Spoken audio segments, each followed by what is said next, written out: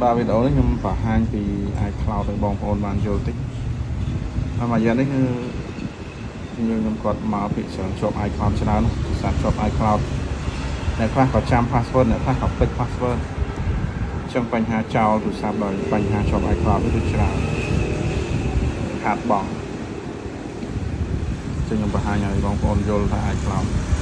ពេលខ្លះបងប្អូនទិញទូរស័ព្ទទៅក៏យកទៅបង្កើត ID ដោយខ្លួនឯងគឺច្រើនជាប់ iCloud សឹងថា 90% ហើយអត់ដឹងថាទូរស័ព្ទខ្លួនឯងជាប់ iCloud ទៀតនោះពេលខ្លះទិញទៅបង្កើត ID ខ្លួនឯងគិតថា ID ប៉ុន្តែវាចូលទៅក្នុង iCloud ដល់ពេលclick password ទៅគឺកៀងរាយទៅចប់ជាប់ iCloud ហើយមិនដឹងគឺបងប្អូនខ្ញុំបង្ហាញពី iCloud ហ្នឹងវាច្រើនបងប្អូនបង្កើត Apple ID ហ្នឹងវា log in នៅក្នុង iCloud ហ្នឹងដូចនេះចឹងឧទាហរណ៍អានេះមាន iCloud អានេះអត់ iCloud តែ Gmail តែមួយទេ mail តែមួយ cloud តែមួយបាទអានេះអត់ iCloud ទេបងប្អូន Gmail ដូចគ្នា iCloud វាច្រើនលោតទា password បាននេះអានេះមាន iCloud បងប្អូនឃើញទេពេលដែលយើង sign in ចូល iCloud គឺមាន iCloud ហើយជាង iCloud នោះវាបញ្ហាពេលដែលយើង reset សិនយើងកាំងយើងអីណាមួយទៅមក program វាទៀមទាបងប្អូនទៀមទាហើយយើង verify Gmail ហ្នឹង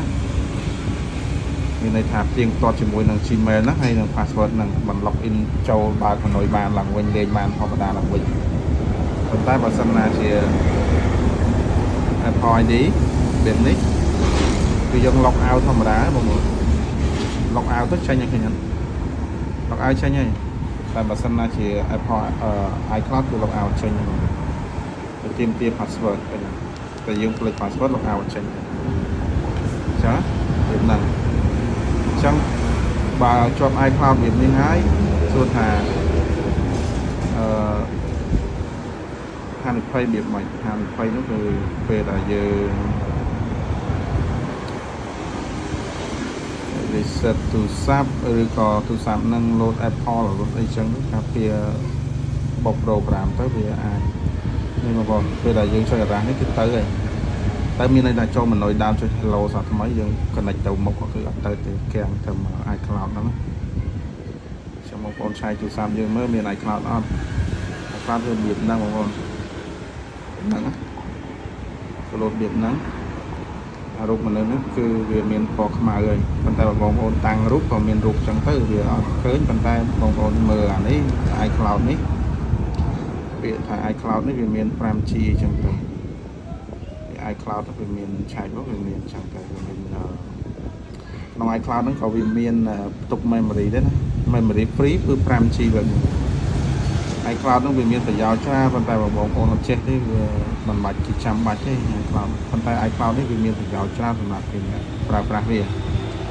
ទិញ memory បានក្នុងហ្នឹងទៀតរហូតដល់ច្រើន G 1000G អីចឹងឬក៏ច្រើនជាង 1000G អីចឹងទៅហើយក៏វា free ក៏បាន 5G ដែរសម្រាប់ទុកឯកសារដូចជារូបភាពដូចជា note អីហ្នឹងផ្សេងៗឯកសារផ្សេងៗច្រើនហើយនឹងវាពាក់ព័ន្ធជាមួយនឹងចាប់ទីតាំងទូរស័ព្ទឬក៏អាច control ទូរស័ព្ទយើងបានពីចម្ងាយអញ្ចឹងទៅតែបើបងប្អូនអត់ចេះបងប្អូនមិនបាច់ដាក់ទេប្រើធ្វើ ID ទៅ ID ដូចមិញទៅយើង log in ធ្វើ ID ទៅ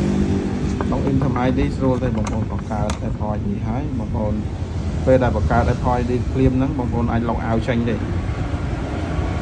log out ចេញដូចខ្ញុំមិញហើយបងប្អូនទៅចូលនៅក្នុង App Store នេះមកបងប្អូន download ហើយបងប្អូនវាយ email យើងចូលទៅវាយ email ចូលហើយវាទាមទារ password យើងវាយ password ចូលទៅហើយ sign in ទៅតែប៉ុណ្ណឹងវាអត់មានជាប់ iCloud ទេតែបើបងប្អូន sign in តាមរយៈនេះវាទាមទារឲ្យបងប្អូននេះហើយវាទាមទារឲ្យ connect ទៅដល់ iCloud ហើយអញ្ចឹងបងប្អូនមិនបាច់ connect តាមនេះទេ connect តាម App Store អីទៅតែបងប្អូនអត់ចេះបង្កើត ID ឬក៏អត់មាន ID អាចមករកខ្ញុំបានឬក៏ទិញក៏បានដែរទិញពីចម្ងាយក៏បានបាទ ID ខ្លួនឯង10000ទេហើយបើបងប្អូនទៅអាចអត់បានមកជួបខ្ញុំអាហ្នឹងខ្ញុំអាចឲ្យ Apple ID ខ្ញុំពីចំណាយទៅប្រើបាន